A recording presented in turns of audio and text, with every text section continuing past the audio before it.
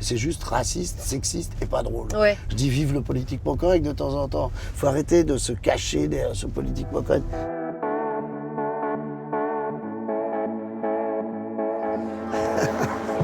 Vous voulez pas? Vous voulez plus la faire? Ça marche pas. Vous avez changé d'avis? Non, je veux. Alors voilà. C'est un gag. Ça c'est formidable. C'est un gag. Mais ouvrez-moi cette porte. Laissez-moi entrer. Je connais quelqu'un à l'intérieur. Ah, ça y est. Ah, Ouh, on y arrive. j'ai toujours été comme ça. C'est dingue. En boîte Ah non, mais vous plus. êtes un gag ambulant, Patrick Timsit. Oui, et puis voilà, les portes ne Bienvenue. s'ouvrent pas facilement, vous voyez. Bienvenue dans la voiture envoyée spéciale. On m'avait prévenu que vous étiez un gag ambulant, mais alors là, pas mal. Hein.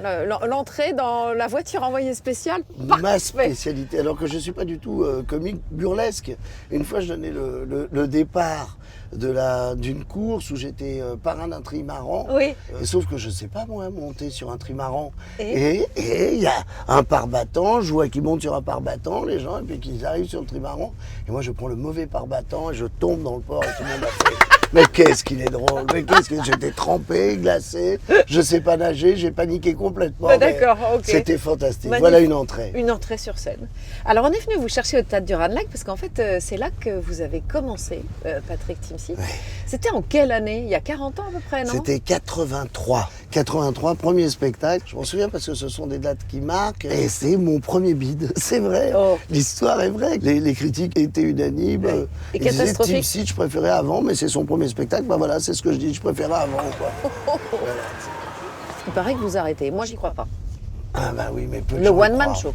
C'est ça qui est fantastique. Moi, oui, j'arrête j'y le crois pas. one-man show. Je ne veux pas y Mais croire. tant mieux, mais tant mieux. Vous vous rendez compte, quand on dit adieu et que la personne est d'accord, ça serait horrible. Et la qu'on vous dise personne allez, est bon d'accord. vent, la porte. Non, les gens n'y croient pas, même après. Il y en a quand même qui y croient. Il y a de l'émotion. Au salut, on se pose la question. Moi, je sais. Je sais que c'est le dernier, Il faut que je finisse par un bon spectacle. Imaginez, même le meilleur spectacle, ça serait fou. Il faut qu'on vous regrette. Quand on part, on doit être regretté. Alors, je me suis dit, les adieux. Quel thème, les adieux? La séparation. Ah. On peut tous s'identifier. Moi, je me sépare de mon partenaire. Mon partenaire, c'est le public.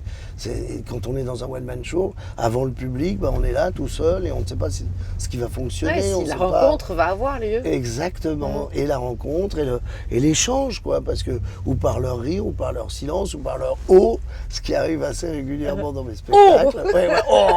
Il faut qu'ils finissent par un rire. Ouais. Ça fait oh, mais ça doit finir par un rire.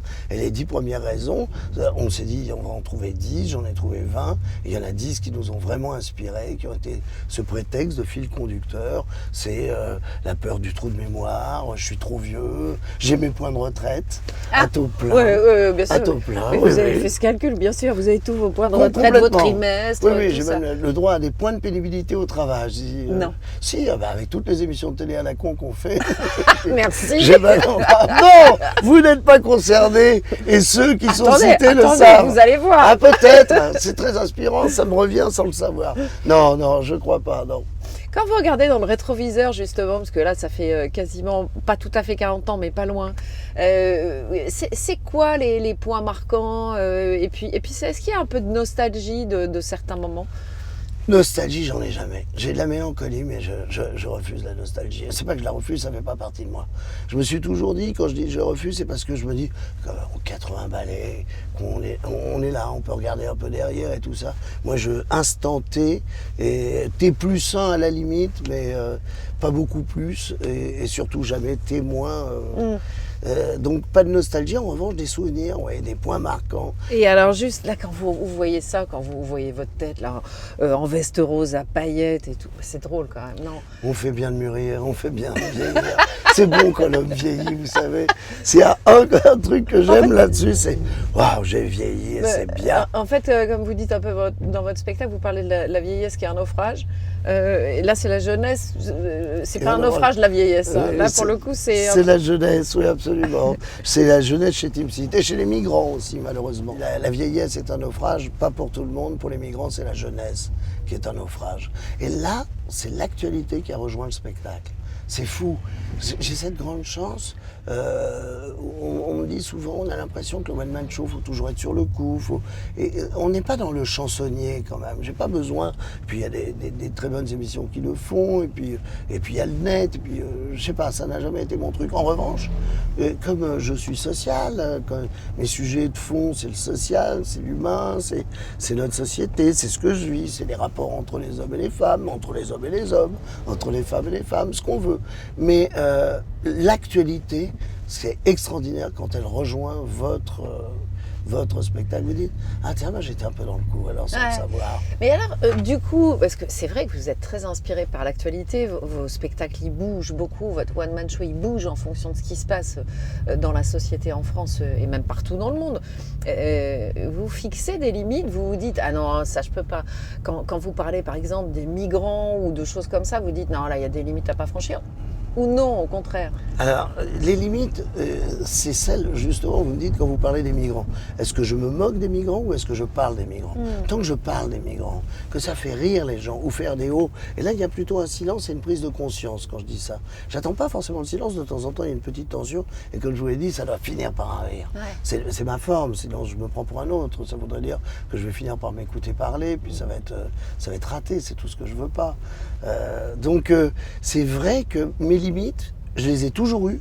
J'en ai pas eu dans le sens où je ne vois pas de quel sujet on ne pourrait pas parler. En revanche, c'est comment on en parle, quel est l'axe, qu'est-ce que je veux dire. Les racistes, par exemple. À un moment, je me dis, bon, il faut absolument faire quelque chose contre le racisme. Sur la raciste, je suis là. Mais si c'est pour faire des blagues racistes et faire tout d'un coup quelque chose qui ferait que on rit de blagues racistes pour dénoncer la réalité, j'ai dit non, c'est trop compliqué à comprendre. Ça peut être un bon processus pour d'autres choses, mais c'est trop compliqué. Pour le politiquement correct, je l'illustre avec des blagues à l'ancienne, politiquement où il n'y avait pas de politiquement correct, et c'est juste raciste, sexiste et pas drôle. Ouais. Je dis vive le politiquement correct de temps en temps. Il faut arrêter de se cacher derrière ce politiquement correct. C'est pas des gens comme nous, les Africains. Les Africains, vous les voyez, vous allez arriver dans un quartier à Paris, c'est des gens qui connaissent leurs voisins, qui les reçoivent à dîner, qui les aident. C'est pas nos coutumes, ça. Voilà. Et tout d'un coup, tout ce décalage arrive de dire mais il est plus lent. L'Africain est lent. Vous prenez un Africain, vous le mettez dans la station Trocadéro, vous arrivez à l'Étoile, à Charles de Gaulle Étoile, il arrive 20 minutes plus tard. Il est lent. Le temps de présenter ses papiers, le temps de faire un contrôle d'identité. Voilà, l'Africain est lent. Et ça me permettait exactement de renvoyer face à ceux qui pratiquent ces arguments le ridicule, la facilité, l'horreur, la peur et tout ce qui peut générer justement l'Europe. Donc oui, j'ai mes limites, c'est de faire attention à ce que je dis, que ce soit bien cerné et que justement, que ce soit... Et s'il y a une facilité, s'il y a des choses comme ça où je ne trouve pas la solution, ben c'est pas dans le spectacle. C'est pas grave, il ne tient pas à une vanne près. Alors vous qui rebondissez très souvent sur l'actualité dans vos spectacles, vous allez vous régaler là, parce qu'on est en pleine campagne présidentielle. Youhou! Non, c'est pas mal pour vous, c'est ce que je dis à un moment. Moi, je dis, attention, c'est pas une menace. Hein. Vraiment, on se rapproche des élections. Si Zemmour passe, alors là, je reste. Parce que là, on va... Mais vraiment, nous, les humoristes, on va gagner un pognon fou, quoi. Sous Sarkozy, on a bien gagné notre vie, mais là, alors là... Qu'est-ce que vous avez envie de dire, vous, dans cette campagne présidentielle, à 4 mois du vote du premier tour, là? Non, je ne vais pas faire passer un message politique.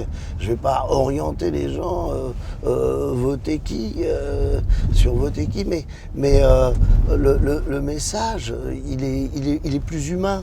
Il est tolérance, ouverture, arrêtons d'avoir peur. Qui vous propose ça? Qui va vous proposer le mieux de montrer moins du doigt l'autre et de se regarder soi-même et de dire qu'on progresse comme ça? Moi, je préfère écouter. Vous savez, j'ai horreur de cette phrase qui dit on n'est pas chez les bisounours. Moi, je suis chez les bisounours. Parce que pour moi, le bisounours, c'est le Dalai Lama. Moi, c'est ça, le bisounours. Le bisounours, c'est l'amour, c'est l'altruisme, c'est vraiment l'attention, la bienveillance et le vivre ensemble. Si tu veux voir notre reportage en intégralité, n'hésite pas, clique ici. Si tu veux voir notre dernière vidéo, surtout, c'est là. Enfin, si tu aimes Envoyé spécial, n'hésite pas à t'abonner et activer la cloche. C'est là que tu recevras toutes nos vidéos.